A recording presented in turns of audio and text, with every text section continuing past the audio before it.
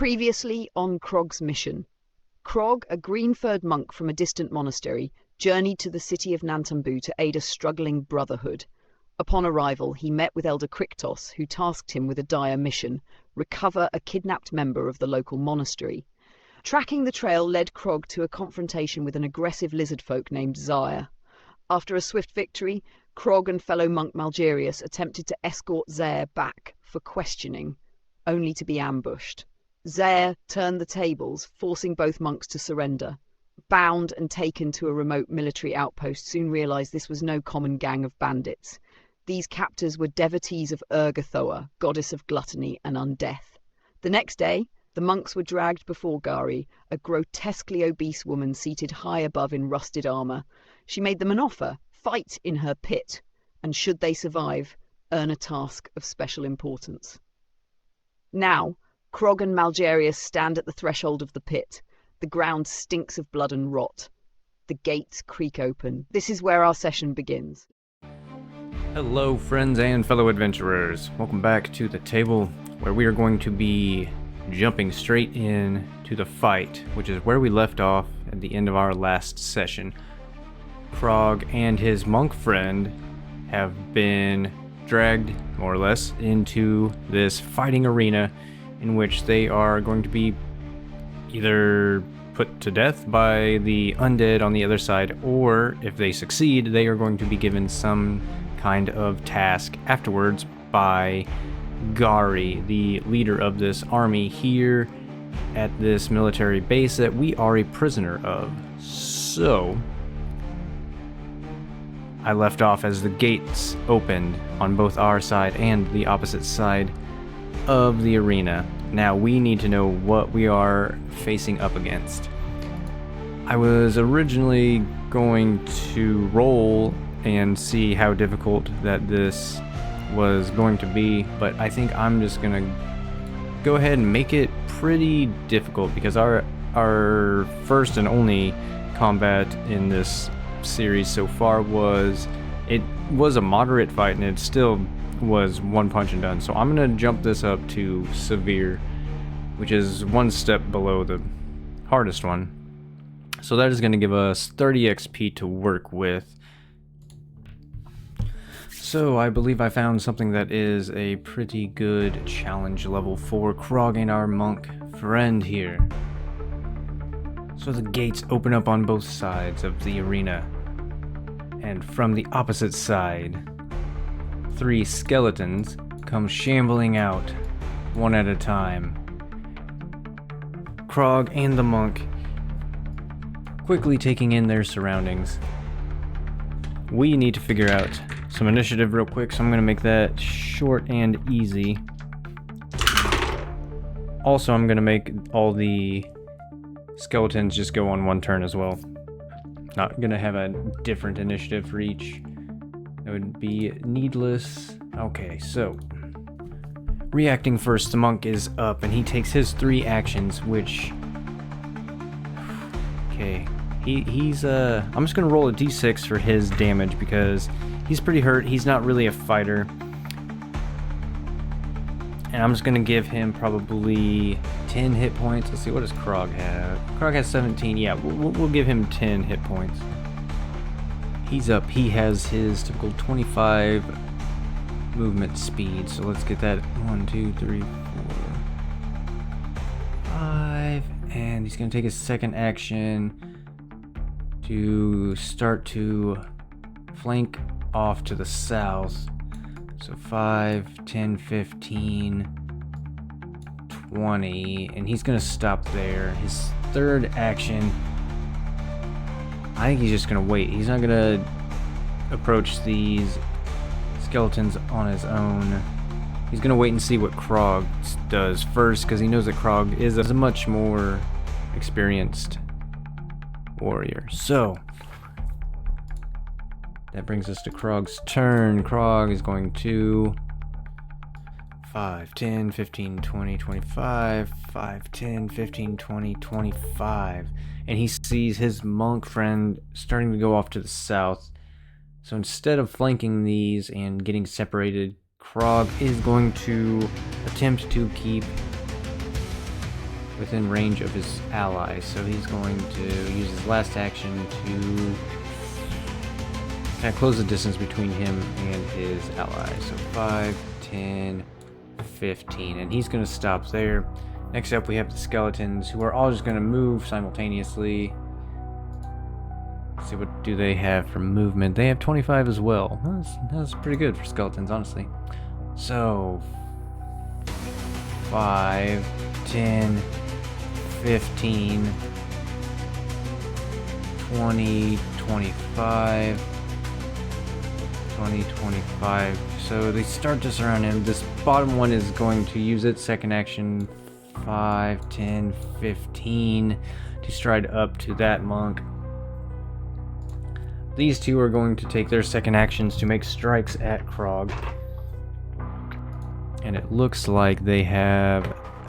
We'll say they're also unarmed, so I'm going to make them use their claws. It's the same bonus to attack as if they had their scimitar equipped, but this is all kind of a melee battle here. So it's going to be a +6, and it's going to be a d4 +2 if they hit. So the first one's up. I'm going to do the left one first. Throws a strike at Krog. Oh, a 13 +6 is going to be a 19, which is exactly Krog's AC, so that's going to be a hit. And that's going to be a d4 +2, and we got a 3. So 5 points of damage to Krog. Ooh, that's already hurting. 2, 3, 4, 5. I thought this was going to be relatively easy, but it may not be. Okay. Second one takes its attack on Krog. A 6 and a 6 is only a 12, and that's going to be a miss. First one has one more action. I think they're mindless zombies, and their intent is killing, so as much as I don't like just using all my actions to attack, I do feel like that is what would happen in this scenario. So again, that one's going to swing, and that's going to be a miss, especially with the penalty. And the one right above Krog is going to take its last action to also strike. That's going to be a 14, but even with the agile trait on its attack, that is only going to be a total of 16, which is not Krog's AC. So he is able to avoid that one as well. With a couple easy dodges, he sees their bony claws coming at him. He dips, ducks, dives out of the way, with the exception of that last one where he took a quick gouge. Where did he take his gouge? Let's find out. Oh yeah, that dice doesn't fit down in there. All right. Ooh, right in the torso. That makes sense. I like that. That's kind of what I was envisioning anyway. The zombie kind of comes down, and as Krog's dodging out of the way of the other one's attack, he comes into the attack on its... right on his side, and his bony fingers just kind of like prod into his ribcage. Alright, and now let's resolve the zombie that moved into the monk down below. Now it used 2 actions to move there, so it only has 1 attack, and he is going to strike with a 3. Ooh, that's going to be a miss. I'm going to say he probably has an AC of 16, we'll call it. Just keep it simple. Yeah, and that's what they have, so I feel like that's pretty even. But that was a miss with only a 9. This monk is pretty agile, it seems. So back to the top. As he dodged out of the way, he's going to come back with a left hook, and he is going to have a plus... what's a good simple creature stat? I'd say he's probably low because he's not combatant, so he's only going to have a +4 to hit. Which kind of makes sense. Skeletons are probably better warriors than he is, really. So I'm roll purple for him with a +4. Ooh, a 7 and a 4. That's not quite going to be it. An 11. He misses on his first attack. He's going to go for a second attack with a -4 to... Ooh, that's a 0. That's a terrible one. Seeing all this, he's just going to kind of like give a hop back. And he's going to move back 5 feet. Which is honestly not a bad strategy. Next up we have Krog, who is now surrounded completely by... Oh, and he's flanked.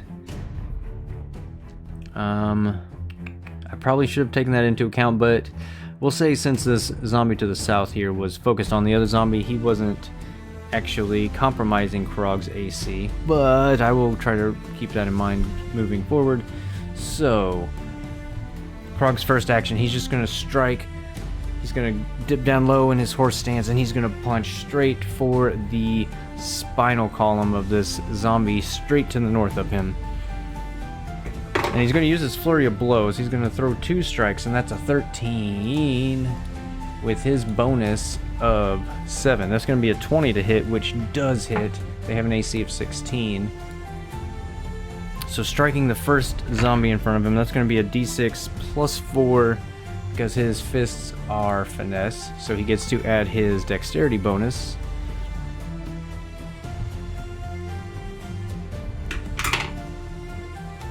Awesome, 3 and 4, that is more than enough. And honestly, as long as he hits, he's going to kill these zombies because they only have 4 health.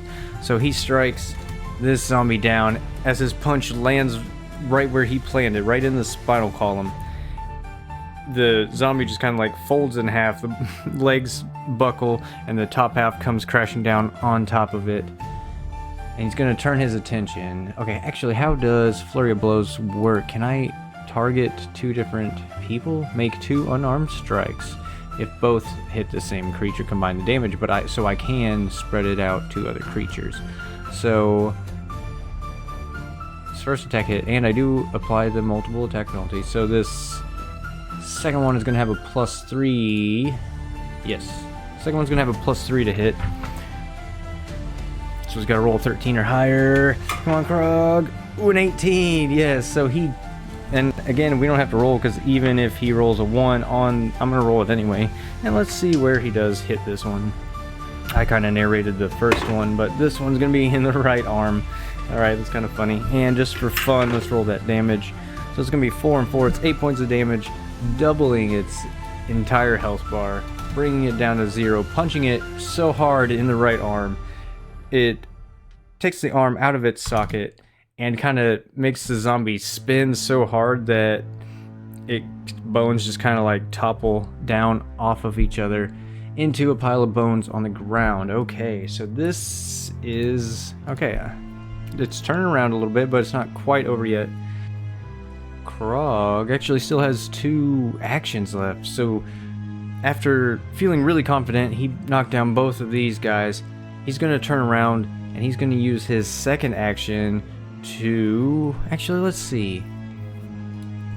Well, just looking over Krog's character sheet here, honestly, he doesn't really have much fun, flavor-filled things that he can do within combat.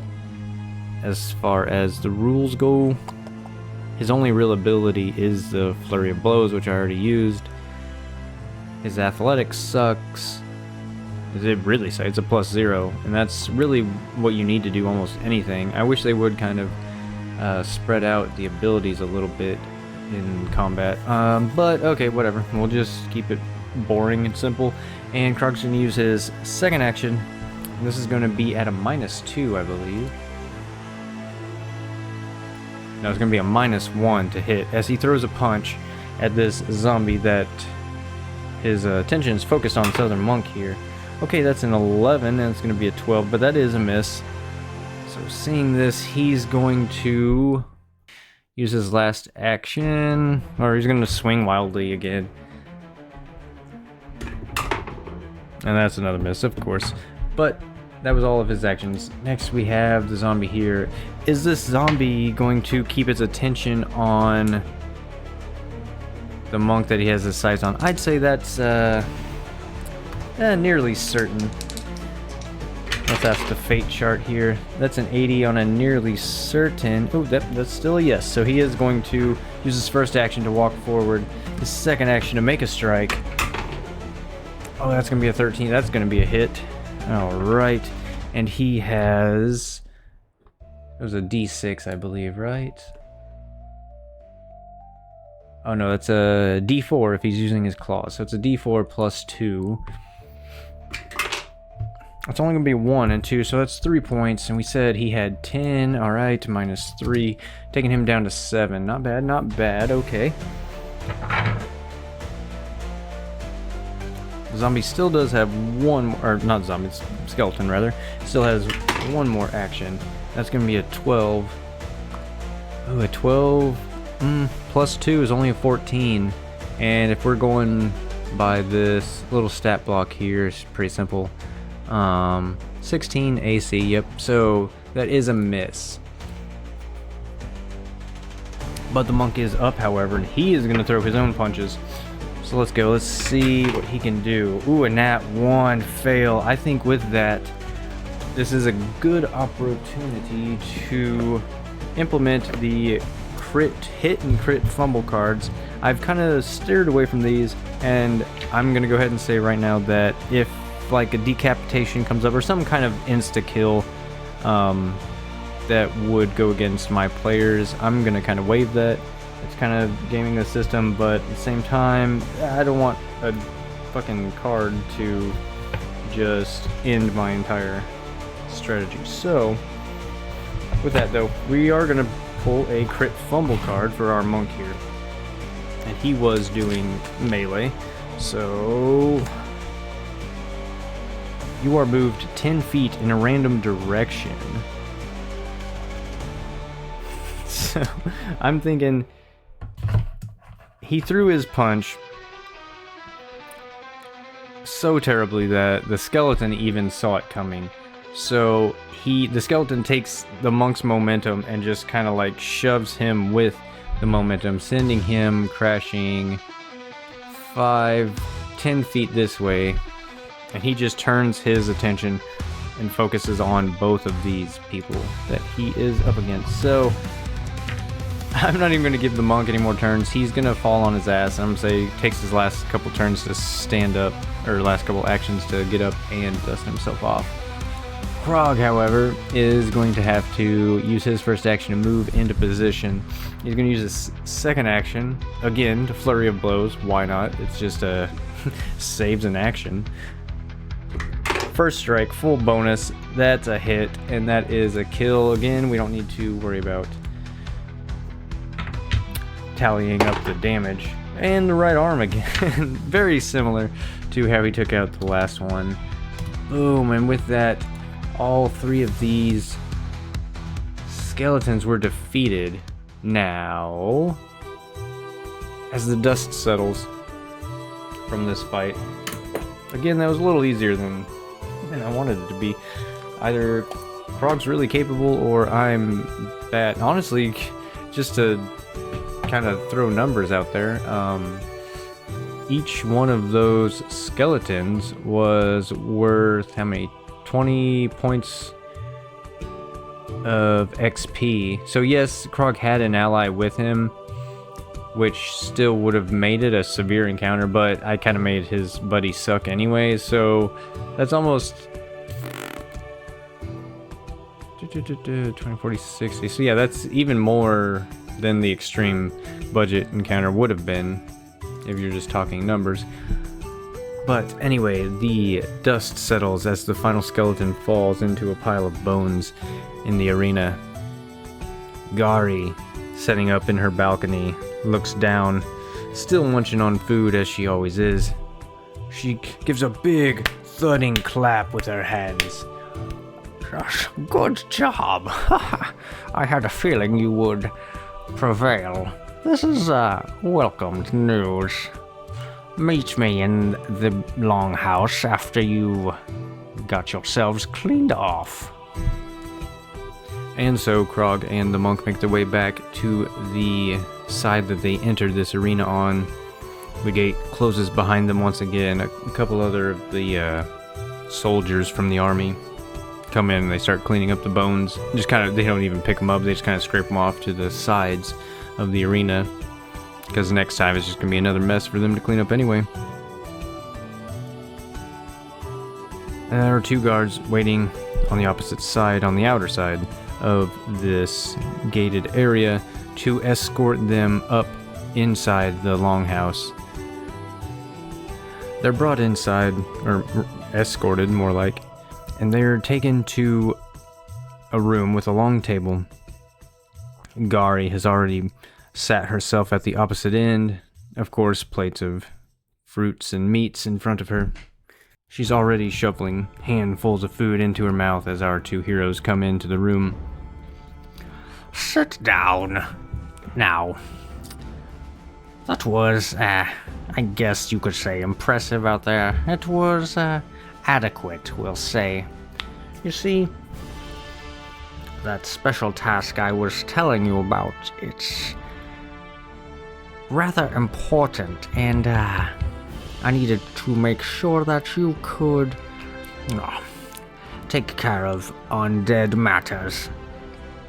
You see, as worshippers of Ergothor, we are not allowed. It is anathema for us to hurt undead creatures.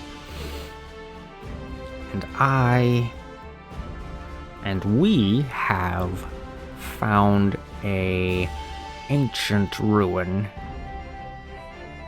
That is actually why we built this area here and walled it in. There's an important, let's just say, artifact down there that we need to retrieve. But you see, the old Ergothoan worshippers that were here before, that created the ruins, they used undead as gods, and rather efficiently. So I am unable to send any of my own warriors down there. And that is why we have been kidnapping, let's say, hopeful prospects from the road. So you will be given a more suitable lodging for this evening.